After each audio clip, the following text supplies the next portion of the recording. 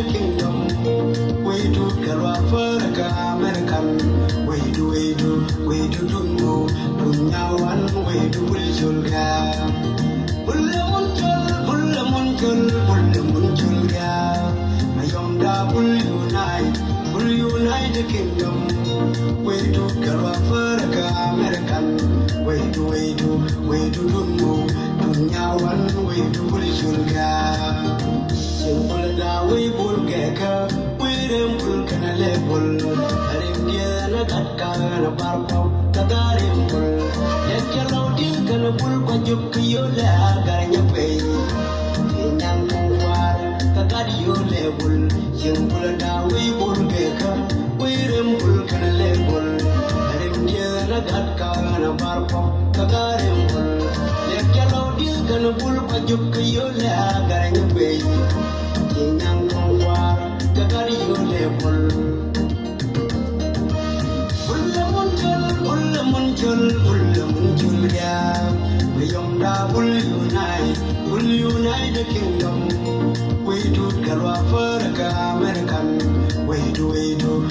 Dungo. Dunyawan, we do Wilsulga. Bullamunchul, yeah. Mayonda will unite the kingdom. We do Galwafurka American. We do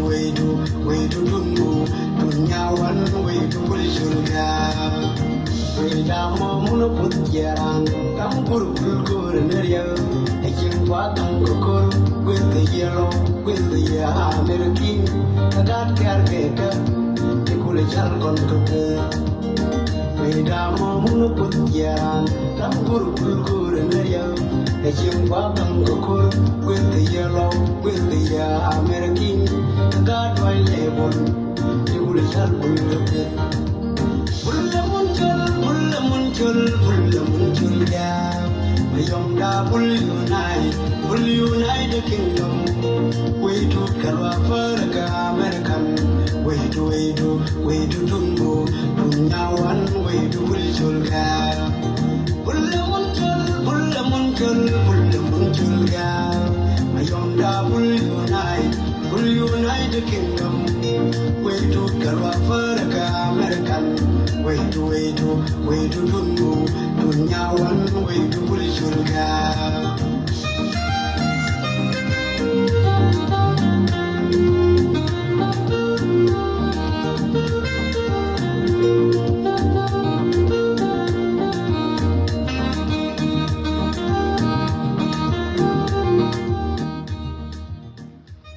Okay, bago caption magwala mala magwalong ni dia like on chibare mama man magwalong man mi di man yo mala mama I miss you so much, miss you too. Yana tin mal yana god mala karunwang mala ka changdar mala ka chang national dia la kona nana gwama che ner ka mala magwalong nyi mari nyako jog mala man magwalong gwan pal man mi di long man mi di che ner ka mala magwalong man magwalong man mi di che ner ka mala magwalong mala nyalam roya nyarwa mala mama mala manu galong Rebecca manu galong mala manu ga yene dia la tashi nyota lwanga ko bianu bia cha teke message mewe ka bulsholga message mewe ka bulsholga ba ka go ba ya bari mind karwa ya dana shalat ka kuiga dana ta ka dor michal ke re doran dor michal ke Libya. Thank you. Dorme shalke Libya gadan edane che konong rar chenge dan teke meeting meche sabgwa me ka ngoda kan respond ne de kon shalke bull community men ladana me ka je ka gore je go jen point ba action ba kana changa moy ka green light ne de kon shalke bull e me chiro ko le kanga kenyam alanga nyando pala yat kanga ka kel karwada michirana yot ka kel changa le nyoka doi la gama me cha kon doi na ngara no go jen chabe nyoka me duere je ka kuika michie kono community bully mechiro da kollet kanga meda ne lada ka en for she ka manori mecha barar ka gad bully te ko ne cha moy ka bot gad jani te chinyi ka chwa community dan twa ishol me ya community chol cha community jogo bia ka kontre ka ria mechi to ka bul bia lona community dan chu ne content kono lat ka wer ka ne changdar ka kuiga nore shu ka respond immediately chwa nyami chwa li yum ding biel de ang chwa ya kamwa mi tete kene team de la nyama ndani ana pala nyir kon di alten kon la ni let ka war kan changdar ka kui ko kan ba nora ba ka lora kan chu nyir respond so me chi ka respond chu community bule ke wata ka me chu wala da la wajen chu nga wa bile men wajene de jol ka me de moy ka information de jol ka kam ja past and then de kana kura la go ba na lo na me lia ma ko right ina ta me yene tin kon chal ke nwer community tileng yana gadja ka Libya ta moy ka bot nyin dit te tur ne ka ta ka nga batele we cha ka bichi nga yene we mete ka riam cha no media ka kui ka misie ka wono barar ka kui ka wo ala loy de rode ala nuar ka rolo de la mandaba ko dole na nan ta ka Libya jen gore luak bot chi ka la bot chi ba yelong ka jen nga yene wo tan ta ka tin ka Libya la ka yomini cha ka joira ar gwana na ta ka tin chi wo chu te latin ko na lat ka kana de lona damandien chi de damandien nang del wal te la do man la ka na bot an bode da nen to le te kon te dong de ga ngo ken pan ken chi ral chi ga bitul chi dong chi chwa che bo ngo be je ata ma jen be do la ma be de bo jen bala ma wo ka chi ye ka kan te de jura kana longa ma bana lara community de ke liu kan wer community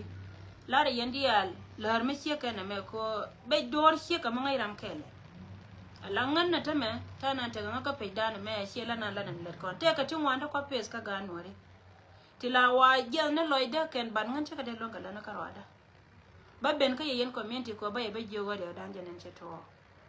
lakini la gore je go bena be ka respond ngan me chi bul me chi ga cha jalal go jen point che dorla che loy ko community an cha apologize chi kwar ke ne jogo community bulli be lara jen go jen ba lat kala de nya meda an ta me che do lo go ba no re cho so gore je go yen e ko ne chal ke bul community tin la kwartin konte demanda na galwatin rei dor machal ke US de yen barar ka de respond amani yena mana daba dial tin kon chal ke bul chol ga de barar ko binori tin konte la no kene go jende rande lo ka re ka de ka wallo ka jogdun alangan telon ballon kallane ka cha gada me cha be non lai ka peje me kan bul kan kana je wala na do so me shiro da kon lan me dan che gol bro de loy barar ka yenor community go gadan chuje to be honest gada me chuje kangan che chud na ka dio gan tame cha lar ka bani go aba go mete kara mete ka welin ko be lok chi gori je bi detail gad na me bi ka je ku ngayen bok mu ngayen bok ba je kam detail gad na me mana telephone bi je na je ba kam ji so mu waje wa kam ji bi gada mo bi waje barar tama ko jo yendi al wa gad stage chup ten che be lo akwalar ye go ye nori ko wojen la wiye yen chiang ka social media wo manga yen men na ye de yen lon kalan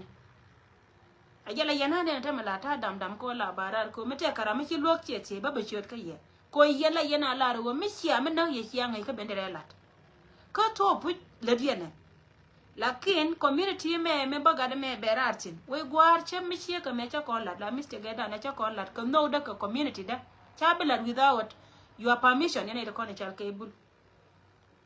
bay jo gadame agadan ko no retu duel buli yene de kon chal ka ibul chol ga ko respond ne de kon la muksul ka gad buli ko respond tana te kariya ka mi dor ma chal ka Libya gadamo bot ka bot bay bay along gade dan eling yena ka cha chia ka ngada ka cha bar ane de kon chal ka Libyan me wakante de Libyan ja te ka te me bay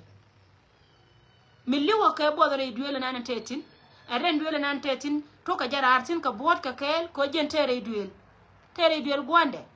kana te kon te barka je te lanji we injian barka na ba ken ngoda bala wajen ba gor ka ren an bot ka cha ka lak wajen tele yotu kama doctor cha wal wa ra duel wal ka duomo loy ka jara ka tet ne te ko kien kana te kon te berar ka ke dai duel wal berar tin ba te ka bil mu gor ka jetin mununo go jen point de mo we wuli uru na gada me changa bishen yen community noare ci gada me changa bishen ko ci report te nonga cha nong ye yene to kon ci gada me ci adap tem de la golo la da go ba ben ba long ba ye ba jo wate ka me atona an chat talla na ka dial ka tera mako en bo yene to kon ci al ke community tin ta bul ta gatin lar ma we ka mana da ba dia tin kon te ka community bula mana kwar tin kon te ka dor machal ka Canada ne tin dia la ngaya ta number kun please che ya be yodo ka dia je ka pedana me wogan kwa ngayin ba ya kam detail ka na me chie me chie jen wi aka pede peje da na chia kon nen tin ko kon dia chana jenen me dan ka media cha chia achia ka media nu waje na ta kon ka gadan me cha bar ka Libya mite ka bot and then to report ben kan immediately shwa ha jogo bi longo ga da ma chiriyam da cha da gora riyam ka telo go me je ka dorsin raya mo jen point e chwaja balat and tama tele jaw me be ka gat ngoda ka mi chuje la roja ka jagwana na tete but gwante tin yen shia mar dial ngai je chana ngo te ka tinwa na chana lat ka kan go gwa ne ke lakin rame arame biale de ka lo bial bi ka pen ka je lo yi ka da me no yene je wo mete ka kwa kel meriaw ka ye ne tina de yen lonkal da ka che kamala yene lo yi ga da me dwel wannan tetin so je na no gora balar yena mo yariet kel ka ti diala kon no ngara ken ka peron wanga me min dong dien te ka riet mo gora ba respond ka da mar na bol bron ka we na ba bol bron ba respond ka je ba respond ko jen point te ka mo gor wo jen ba lo je ngaye na go ti dial ko la ken ne ko ka media te ka tuma ne chala roja tin parison go ganta ka da connecting content lot kane community da naka ka chiang tes ka loy ko community charo da anta me te tung ma chi kaira mi jaw loy na ka te lat ka nyin cham ni ken ka lat ka nyin ken ko na ba dol nganta ka media ka lat matati ne lat chi lan mi dong mi pe ngwa ga mo alan mi go ka won nyam kan no nganta ka da kanas raw da me dong dia ne ko la bagra ba na ba ka jolo ka ken ka chiang ku chi ka chiang roi mi jia cha lar sin dai wan e ba ka media no che ka be respond ko mo lo no point la ngan nyando che point che bugus lakin te ka riet ti chiran ka lat ngan barar ko ngan gore jaba chong la gwalde ko kon dia mata ko no community dan che kon dang ne je community dan wiyo ko re de ko kon na ko kon ka jel kon ke la chen che ko ngan nyando ngan lo ma cha nga je jang jang de pa je ne ko ala jo ina nga me dan ko che chong kel ka no ra gwa na na tati amma ne macere kan ta macen cewa ka juba na madara da diyan wa ka juba mi aka yana ita ko kente la nuare kan ce da wa ka juba biko ce da nuare cha ka ko wida mun no go jen mata karame milla ne milla chiwo kare community ga dan a can arame citi je ce ga la kon ba kam chiwande barar ko ba wor mi chal ke bol bron ba respond ke message de manana chalat ka chonkel rai ne ka ta kona chalat ka bador baba la golde raina na ba watin ka yan shi ma radial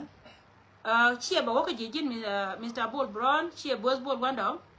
Thank you so much for the first time kan nganya ndo pa lo ba riet mi be lo ida ta kaji ba je sin dai wane kwa video ne kutoka ma kwa ka gwe ne ka gwa da ne to we media tin tella kel me chako mai na la waje ne de loji kati ya la ko la de la je ne me de don but roye da ne chilat te ka me la chiwon rai da me go ra balatin ka kuida ko ne tin dia la ko rai ka media ba ko rai la ngan nyanda ngan journalist rami journalist kala roje ka tubiel ke tin dia la ko la da chika nyin South Sudan karo la da ka manan yin nder ko kien an gwa mata jinubi en takatin a cenga wayne na ko kien shi ga meta ka Kenya la barar Kenyan Kenya ka ti ku concern ka refugees mi manga ye wajen point na me mi bi community bi ja ko jen be cenga go la barar ka jen cenga mi sha Allah ne je Kenya ne ka ku ko jen point kien te ka mo waje ga ku security re we dia la barar ba ne kon ba ka update ba ka jote meta wore we ko an gwa meta ne kon takatin gwa go bi na roi ka Kenyan ka ti kon lat ka jiwe wodi go ngara me journalist chat kana ita kona kwa entertain na ka comment dan chi lat ke ti kwa content kwa create kan buluno go jen point de chi ngaram ken me de rano kum chi de ngajo go ne te gwa mi chi roi ka je ko te la da chi kan yin do ran karo man ne re jana to ta kel kana itin kon mete karame lat ke je la barar ke kuide ko go jen point de ban itin kon tin ti lat ke je ba jo me le ne chi to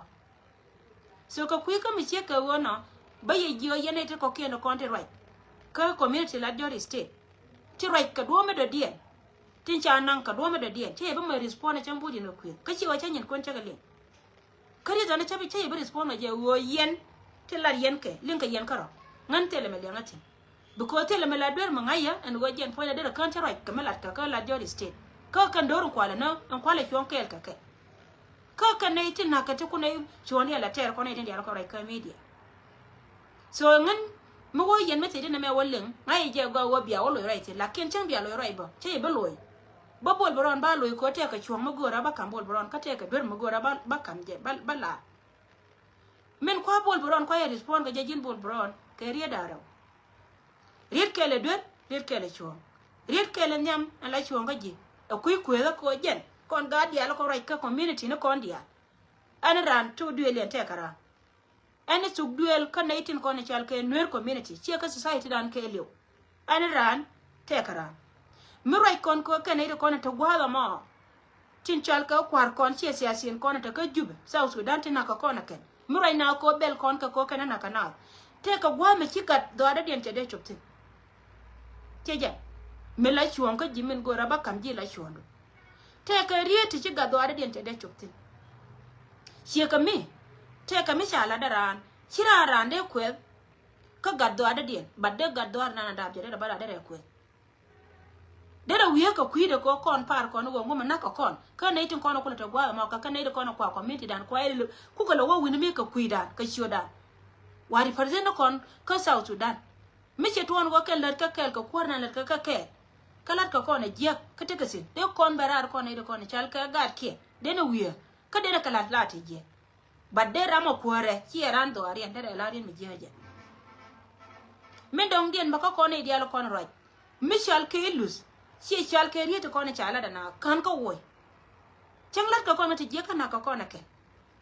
tele chana ka ba mai poi re poinda na bana ka jako be kala jang cha ga de mai chola malwal ngu mangor ma daw no che ba mai to baran chono ka chio nuor de kan riem de ngode nuor kan poinda panom dien ne nuor mulo no go jen ba telu che tin ba ka chia ka kuita ka ko jen chira me di che de ko be na to personal e bo wala wo bo indite bimmen chalke ira yende repeating bi bal a chuanga po won community ga jio hiene ko ne chalke la jori state kelio mite ka siasin kien na kana ga ken kon ga do ko kien tin kon tin ti cha da tu no do ko kien chine be barara be na ran nang be na ran quiz chi be na do nang personal ala wo be pe kam dok yen ran go bi nang tu personal la go wi je nyir ka ye bi ying be le je ko jen che mi je chela mo ko ben karo da ngan po ngan meri nyando tana na tega nga community dan meche we barar ka do la barar ka mela to bol bron la barar ka mela to mga ye go ma waraitin ta ka raitin ko ngana ngan gan mecha da kel ka ne ta to ko na ka liana ni chira da luanka na ta tera mate loide ka tera made mai barar a be celebrate imen che ku te ba kwa pe mas ka je ne dial ko la rai ka media che nganya na la barar la wiyan ngan mite kamela de la jena loide kana na ka jina ser ko jina ser ke pat ka South Sudan jina ser ter dur me chala da ken dumo ku me lo ne je wo je ne point da in ne dia la kaneka me to ka na ser cha jina ser cha dena cha ga dena ko lar ken go ko ne titi cha ne chen ken karuna wal jo titi le chek mu we ye la waman ba ko wana ngaken by force wa kana ka barak dien kuma madam ne tin kono kwale chola gati tiene kwekre kuma menna gan me ngwen me weto yer mo boy de gul kuma menna ra mo pure ka kade liuna ke bo tina ra ledeka ka community ka wawe ka we gamna sinai ko ni chalke nwer community ka dar me chalke naser tika report kam kuma jino basoda chicken ka jio go ne tiri ba ka ger me nan lat kno wana ger ke ka wo kuma magoru wote ka do me lede ne je ka te ka tugdu me sayara fio tugdu ne ko ni chalke jikan cha ko sayara chakana kone te dia te konte barar ne me la raka yan por la wiene ne ka community ko jana ka community de jira enwar misela rame de mejo ba to do gara da dia na ba ijo wo chibright chide kan chiran charatin yeno already ala ko la no gira na je tawo yene je video na biya ka rara dam biya renyo ko bentin biya renyo ko kwe chen biya barara biya kwe che be lo ne bol bron ka bol bron ma lo je ka je ayo ngar yeda na ne chila nganya ndo paltele rai me de ko ni wur me din michi na na ka jikai ba do yena ngan ba dor la ba la ro me chala da me je but jin bol brown ti ka chong ni bara de ran ko mu yo ko bi ko ka mangi ka je ko la ga ka je la ngan mi chira na ko ta ma ka ne di ala ko la che ka community la jor ne di la je tin ba ko da ken sin de wane la da ken po nyer ji kan ti la je ba ko da ken amane wu ne ken ti la je ba ko ka la ga ko ran go no ko je ka ngi background de bi ko ka me la to me be de be je chira ma ko ye lo da cha de ko rama ko yelo de ko yemele de mi jemba ko ni je ko ran gano bi ko gol gon se kan ga dia le kontin te ka politics dor me chal ke la jori state ti na ka ga la jora ka ngai ka mano kar gondo ne kene yen ga da ko ne chada mi te ka mi je o pu pi la rien yen ga da ko ne chal ka ga dore chongo na mo an mi te ka ra mi chiro de yor mi chira mi di ti ko a cha na to personal a dor ka je amana nga nyanda pal ba apologize kana ida kono chalke la jor community mi sia leng to da rieda mo de barar ko de jelara pujo wo rieda mo dor ti chirin mo gwa shielar ajana ko jere respond ka je man ko jere respond ka je wo shielar go wo che jone ye yene ida kono chalke ji media shia de barar bi aroi ko kuila jo muno no wo ti ka da kana ida ko rai ka chiang ti la kita ka da ka ni ko re ka chiang thela ni cho ka ne ya tini ye ne ta right ka ku do ara wa ro dun baka wine ka ne ko mananga na la jor na dora me cha ka na nga nya do me ta ka ne ri chi lu dora kor bure biye ye da ne te ka ne te bara te lar ka je chi nya do pa na ka dora che no ni wut me bu me cha mi chi le da man me cha ka ta me jen pone mo da ka me be ja ka ko ganara pan michi ma wora me da dian ganara ma bang nera lap kel okay ganara ne den lual cha na ka bur bi a ganara mi te ka gwa mi liu ne ku tin jira dir no no ina liu tin kata ne ko rede o na to ke mu no go me te ka ra mi arwa na jira ma la arwa jo ke kwiti la ko ju ne to ko na rwa tu no bi la ko kien e cho rwa ka dora chi doru ka ro ba i jo chi doru ka ro mi wo kan chi ma ne to kon rai kara mat ko ka la jo mi chi jeno kon ko dia dor mi chal ke pan ga ta me jika ka na kana are lo ka na mo me jo na chenga che rai ga kuide go cha loi to kon ka lo ngai je ba wo mo du ne no ben ba ja ne sina du ne te ka rien me cha la ye chengi chi jo mi chi jog la jor che lo che do ka mo jog lo ka mo de nyur palla je aga do nya ka rier ke du ne ko ngai je che do an che be nya ka to pe nya di je ko ga ka mai ka leo mani ta de ma ta de tin muno no go mete ka gwanti le chek mi lo tiel Raymond ya lo kon right tin ko ka na da ken che bo ka jaw di na lat ke ka che nyen ke no mai lo ya mana liada che nyen kun ta ka ba mai lo ya mana liada ngai je la ko yen 24/7 por yen ko yen ngane hia lakin ngon lo ne je ta ma ta dor wan ta tin che ta kel ke family da che ta kel ka my family just because cha no wongan ba liu kel kanwar muno no ko tela ramaran ma denga jowo nyanda opal e imale de mo je ne te ka mo ko bene pene jin ten gola me ger go ter ko no kor kare me chi konje lakin cha community cha dit ke cha bu ko ne okye e dwer e chuondu na ma jin bol boron me bakam je nya nyanda opal ko ngan la lenga ka jira ma ngai ngwa cha la lenga ka jira ne to ko na rab ka ne dora ken ka chiang mi jia la ne to ko ne cha la re wa ko ken da ka no community ken che te ka kel ka ke me dong dia na balar ye go wora mi journalist tila rama ga to da ne kuma sa to da nan me na ka journalist ni ku ngwa na ka je journalist la roja commissioner muno no watin dia to konte la da nya do par kira na de per ka mi jo nga ka tit ba nga be jo ran ko wa kan do ling mi chenen ba bara kel me bakam ye go yen tin dia lo kono ko ka right tin gor ko ni followers ka media en go community na ne chal ka community la jo liu mo waje wolli nga wote ka mena ja babara chela da mela da cha be pel ke dunu ko chi nga pe tele yodo ko nga pe ka je bat chonga ke ko community da cha je be liu ke ka je gin bol boron ti ka chon ke ri da mo mite kara ma ko da mi di abe ko be nang be do nang two personal e dwer mani nga nya do pal sia sin ko to kon tela ga lo ko to kon na ka ne ke mite kara mi ci bara to de bara de jo ci waka ka de den ci jen wo konti ko jene ci de yarba jin bol brown wan titin me da na la jama yo ko yo na ba ji yo wo ko nga ka nga me chơi châu được chơi bè lâu đầu nó qua đàn chuối nồng pin mấy chia bên miền chơi đó rồi có ai chứ làm gì không đi chơi đi con là đứa bơ thế cái đời cái con là cái này có kiện chia mà ta có đi nhìn nó đi con là đi pen cái pin cái gì chơi vậy mà nó có con này chỉ chăn chơi ta cả ta đó có giờ nào là giờ hai nền bảo thế cái trong ngoài nó cần để làm cáiอย่างnọ có miền thì đàn thế chơi gọi bác respond because chết thiệt cái gì là đó cần là đó là đi là cái good at some point cái chỗ go thì là đứa có community đàn thì giờ có community đàn có giờ point để boom cái như thế này chẳng chọc chơi vậy lakin ngan changa video nè e si be right ka dor ma si be right in ko te lada chi ka yin dor ma chal chi no community kara ajena ko ngala moy kariya ko du me no community kara de ko te re di ajena moy kariya bacharan be kwel ka kwel be nang ala wabi nang nisham paran ko ka policy mite kara ma chi barar ka ne dia la ko na right achara na cha kwel cha point de cha chi edwer ana ma chuonga ji dero ma da dian janan a chuông cái gì rồi mà một lúc nó chân ở đây mà chơi liền mà nó nhà đó phải sao lòi nó cha màu cái gì là quân bron qua ở mà xia xin đây xia ran đồ arian à quên là chân biết cái liền mấy tên guru này chơi chơi cái cô cái dòng lấy chết anh nara cái tiền mà lúc này cái hiền thế cái đã à qua my dad bad qua nó chơi chụp tin mấy tên cái mèo với lẩu nè ba là được rồi an ma wira ro waje yin bolboro na biya ko run biya nan ala wa biya ki ban ga anti no chejen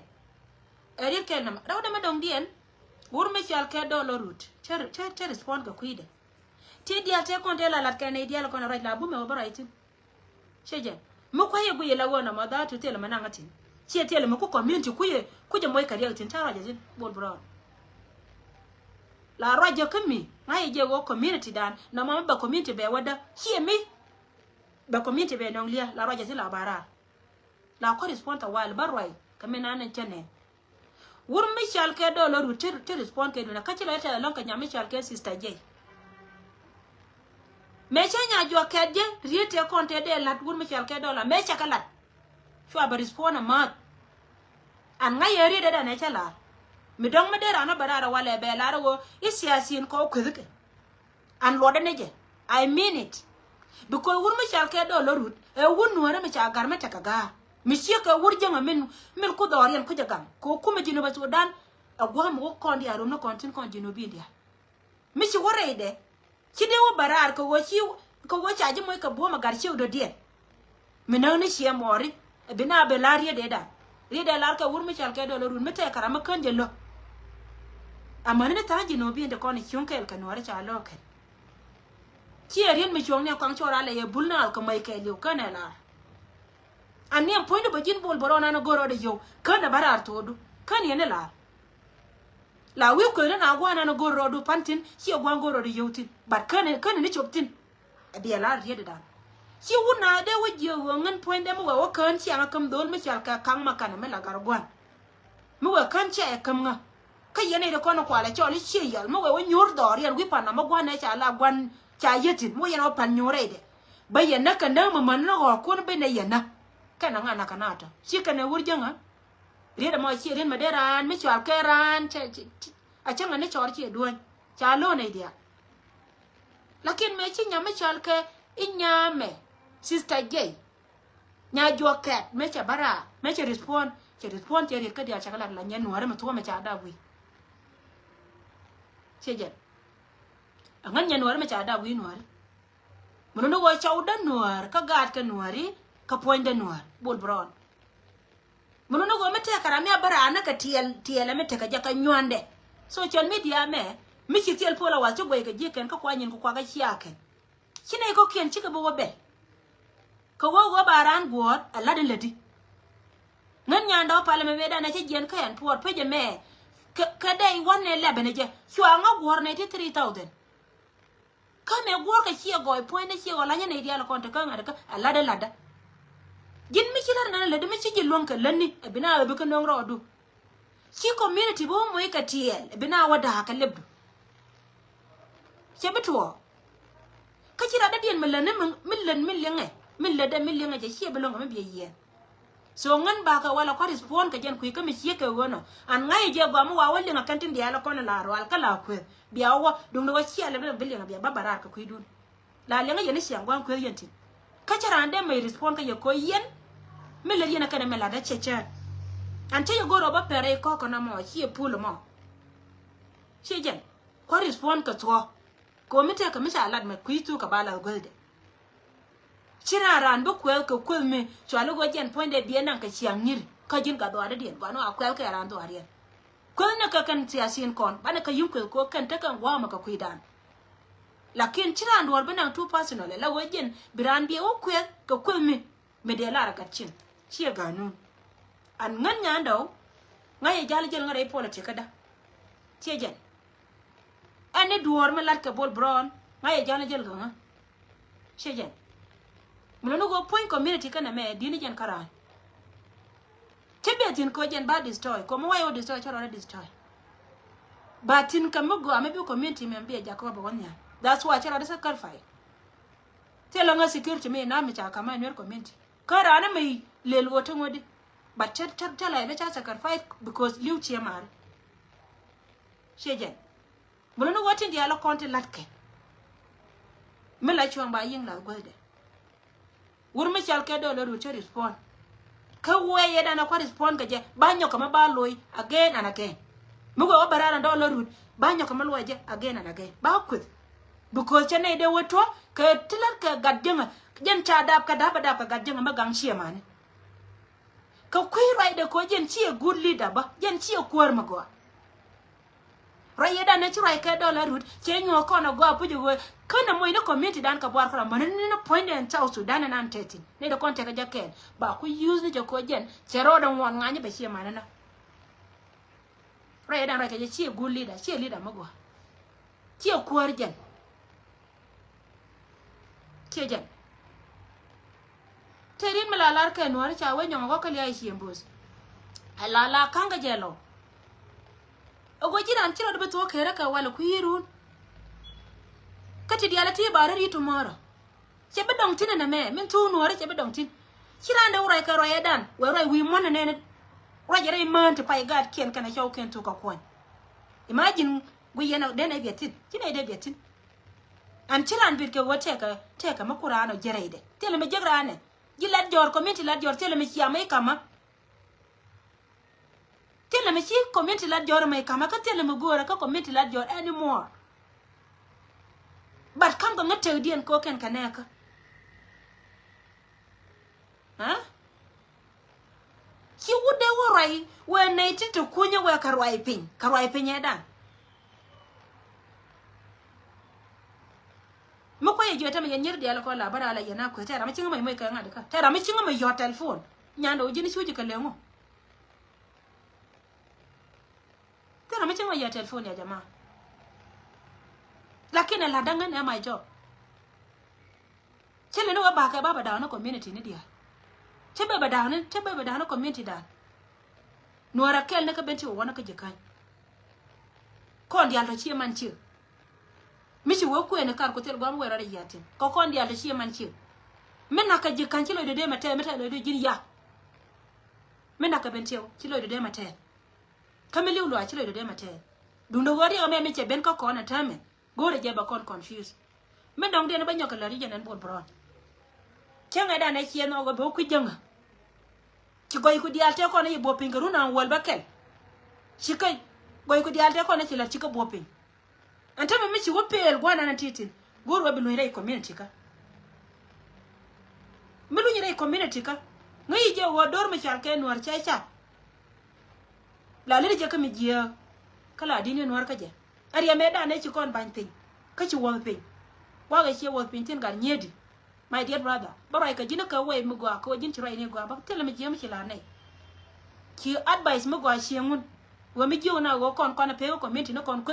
arama ne ken ko darien mugwa chi mar che je but ngan point nga nyando mi lu nyire community ka da abitim te ka ri chi bi chuptin che ko ina na ladde me wi continue ka je en go gur Michel ke do lo rudi che la ye bol bron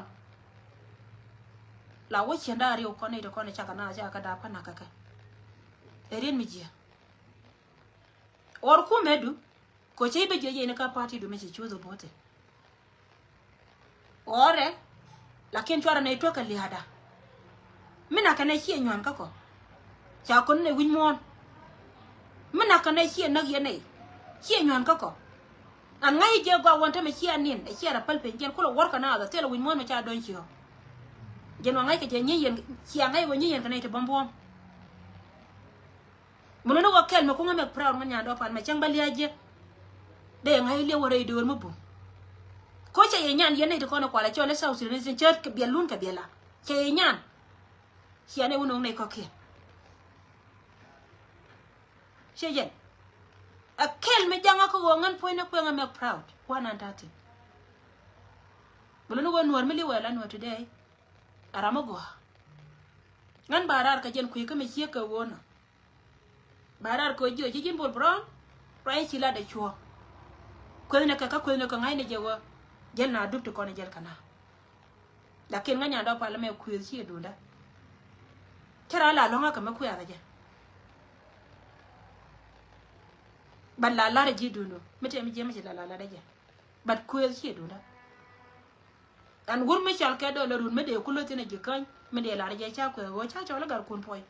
cha cho la gar lo ma kun poi and I mean it we are go tare yen je kan biya wuje a to ro ila dam duma telo gar kun po cha de non ka pol te ko jente me longa ka le no wona jin bol bol la ko na me ai non ka pol te ta me cha yo kwanya la ga bana do me chal ka ngar ka de yo longa len ramanan chera me de non lakin ko to gwana kun po ga ko jena non je cha community dun che mo ka boar ma ku yen ko me ne yen ka ti dia la ko na la ka jino be na boy ga na le randu nan ta me cha ka ni yen ga da ko na chal ka ji la jor adon me chal ka pot ka chur an me chia lar kan wer community cha paro e nor dia muno no yen pan kun chia biel nor chia ja ko jen chia do nor chia make proud mi chia yang akel me dera mate lo de liu kel ge dum ta ka ma chen dan chia ta wan ko de liu kel ga de liu ka por be chara de rit de ngo ko kel ga de ko de liu ka por be wo yete ta wan ko because chia te nor chia ram ti chia yak nor chia wo ne te dia la ko ne dal ga ye bo ye che lo jamon la wa wan ga ba wetip cha ka na thousand of people kan ne ti chal ka la jori state kan ngode kan kan give up a chi me de baru na ta me la wa be ko ken be ko la bara ne nyon dia ne da jek tong ne ba na je ka wa ra ko community dun yan ngani la jori state e state kel kan wari an kan dia ka gad ka kon gad ge ka kon dia anga me de lunga me de woitin mite ka kar me liutin ka bentiu ko woy ka chi na rede mite kar me liutin ka panga ko wo chi na rede mite kar me liutin ka lo no ko wo chi na rede mite kar me liutin tun de le kon dia anga me la derti so tira me de lunga me de woy ka community mo ne kan roda de lunga ka dia ra that's why che ya gore ba ka respond ka ne to ko la je ko temba lo na kan lakin chuanga wo jen aramara da ko da jen akari da kono be ngara pla go kon ne da kono chal ke nori kada nan ta ka Libya welle je liwe arun mo we liu community bulli kada me mo we liu run abe liu abe mo na be akai bi ateri mo di lon ka nya da opal babara ka lati je ci ga be lon ka loy ko te me de ne mo ka pare je te me che nya me chali yom ding bi ele che ka yoda ka ti la ni nyora ka rom gan gada me de gule ken de bor ma de la ken lakin me chi aler ken ne ka gwa de da ne wa luok na yen chi mara ko ne bul che ba mai barara ban ne de ko ne cha de la kala de me kan ba ga jola de la yelle chi barara yen community bulli